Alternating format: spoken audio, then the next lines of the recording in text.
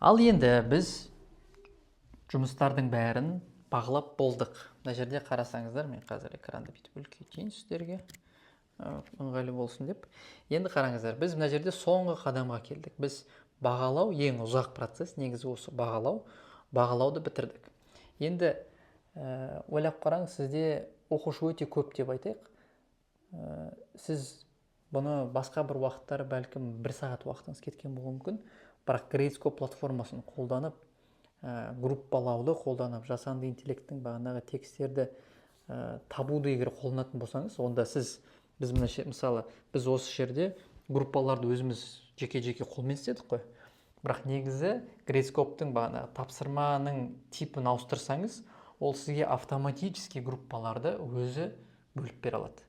Сіз бірақ енді бір қарап тексеріп шықсаңыз болады, кейбір жерде қателер болса, сәл түзетсеңіз болады. Мысалы, кейбір оқушыларды группалардың ішіне қоссаңыз болады, болмаса кейбіреулерді группаның ішінен шығарсаңыздар болады, оны өзіңіз істей аласыз. Бірақ бағалау процесі бәрі біткеннен кейін біз уже review grades дейді.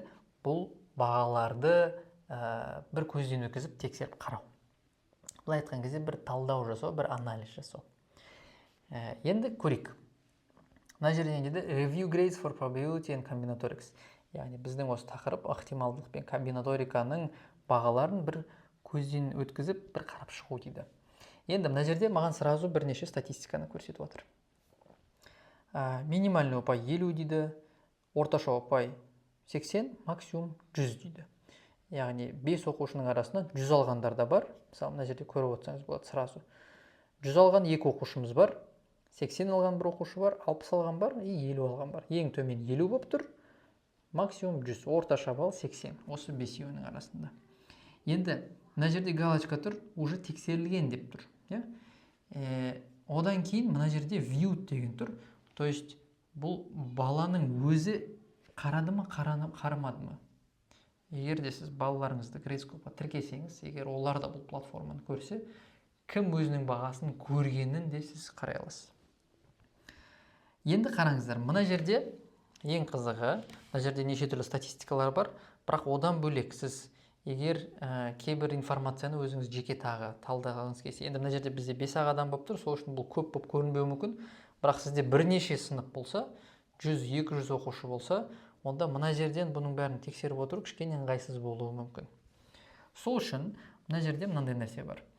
Download grades деген бар. Яғни осы бағалардың бәрін жүктеп алу. Егер де мен бұны басатын болсам, маған 2 түрлі вариант береді. Мына жерде download for Excel деген бар и CSV. Бұл екеуі де таблица форматында келеді. Айталық, егер мен Excel форматында бұны жүктеймін десе, онда ол осының бәрін таблицаның ішіне қояды и маған Excel файлдыға бәрін дайындап береді. Енді қараңыздар, мен загрузканың ішіне кірейін. Енді мына жерде не дейді? Probability and combinatorics scores.xls деген файл шығып тұр. Яғни осы біздің сабағымыздың ішіндегі барлық материалдарды, давайте мен сіздерге бүйтіп ашайын, ыңғайлы болсын. Тапсырмаларды маған таблицаға қойып берді. Мына жерде аты жөні, student ID егер бар болса, менде ол жоқ. Менде мына жақ бос болып тұр. Одан кейін почталар бар, олардың ұпайлары, максимальный ұпай и мына жерде уақыттары, то есть қай уақытта жасалды, қай уақытта тексерілді деген сияқты. Сіз сосын әр оқушының әрбір сұрағына жеке-жеке ұпайларын көре аласыз. Өте ыңғайлы. Егер сізде өте көп оқушы болса, сіз осылай Excel'ге салып, таблицамен жұмыс істесеңіз, өзіңізге ыңғайлы болады. Болмаса, Export Evaluations дейді.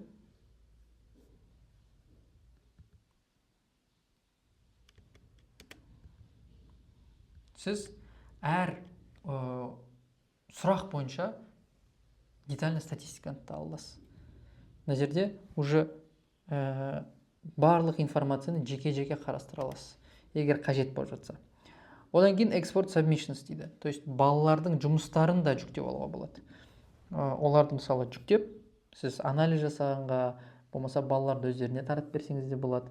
Мысалы, сіз бағалаған кезде кейбір жерлерде егер белгілеп көрсеткен болсаңыз, балалар оны платформадан да көре алады. Болмаса сіз жеке файл ретінде де оны өзіңізде сақтай аласыз. оны сіз архивке сақтайсыз ба, енді оны өзіңізге егер қажет болып жатса жүктей аласыз. Міне submissions дейді, бір архивнің ішіне келеді, и бұның ішінде міне студенттің аты, оның қай сұраққа қанша ұпай алғаны, комментарийлері, бүкіл нәрсе осының ішінде жазылады. И метадата деген бұның бәрін бір лог датасы деп айтады, ол сізге қатты қажет емес мұғалім ретінде. Енді ең қызығы мына жерде publish grades деген бар. Яғни осы бағаларды жариялау. Егер мен бұны басатын болсам, басылды ма? Иә, басылды.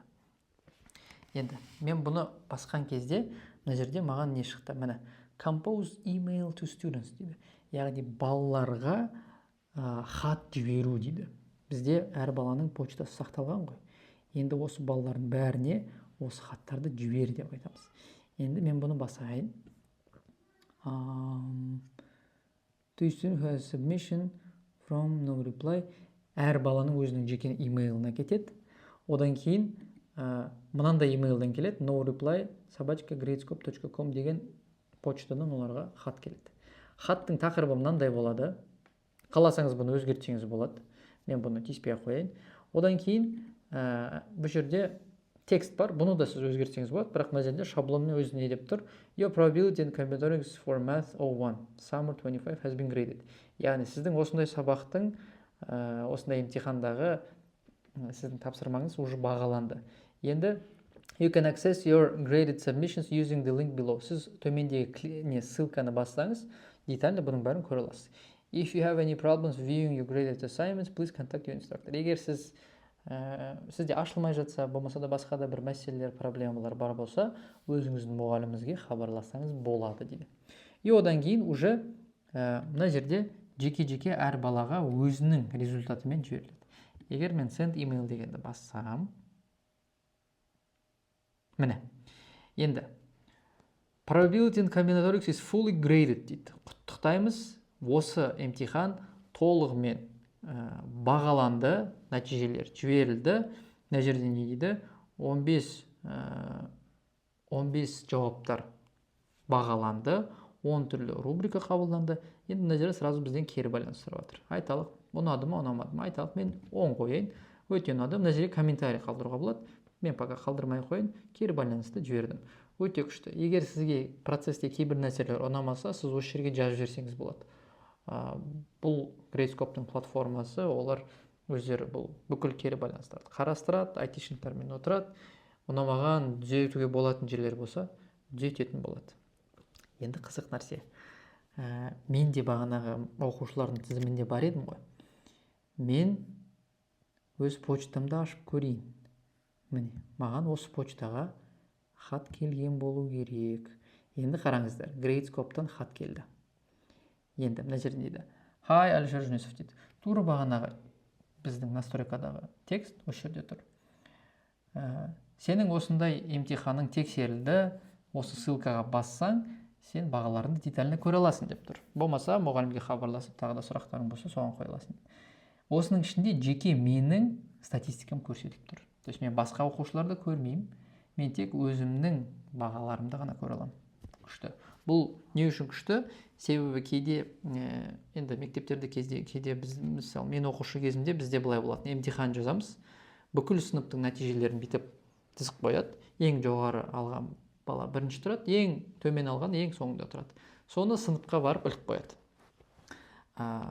Бір жағынан жақсы, балалар бір-бірімен жарысады, бірақ төмендегі балалар, өте аз ұпай алған балалар кішкене қысылады, олар ұялады. Сол үшін платформада жеке-жеке жіберген нәрсені қарастырған. Сіз өз нәтижеңізді ғана көресіз. Егер мен мысалы төмен балл алған болсам, мен басқа оқушыларынан қысылмаймын, себебі олар бұны білмейді. Сол жағынан өте күшті. Егер де мен мына сілтемені басатын болсам,